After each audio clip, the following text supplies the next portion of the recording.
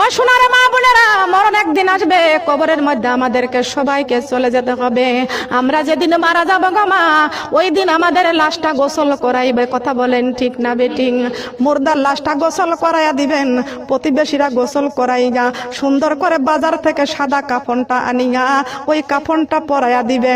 কোথায় থাকবে তোমার কানের দুল, কোথায় থাকবে তোমার গলার মালা, কোথায় থাকবে তোমার হাতের বালা, কোথায় থাকবে তোমার সেই লাল বেনারসি শাড়ি, কোথায় তোমার শৌকেসের কত কাপড় চোপড় থাকবে, কোথায় তোমার সেই বিছনা, কোথায় খাট, কোথায় জাজিম, কোথায় তোশক, কোথায় থাকবে বালাখানা, সব ছেড়ে অন্ধকার কবরে চলে যাওয়া লাগবে। কথা বলেন ঠিক না বেঠিং?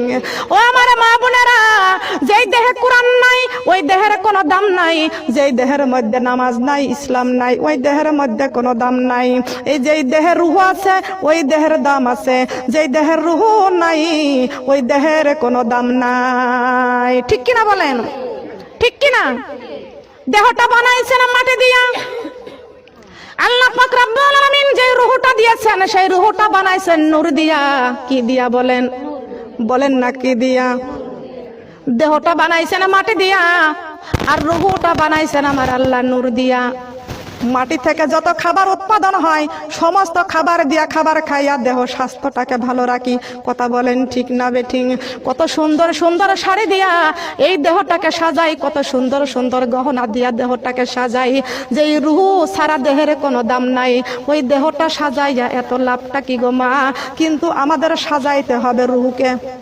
ঠিক কিনা বলেন? সাজাইতে হবে কাকে? দেহর তো খাবার দিয়ে কি করবেন গো মা? দেহটাকে খাবার দেন, দেহটাকে সাজান, কিন্তু খাবার দিতে হবে হলো রূহ।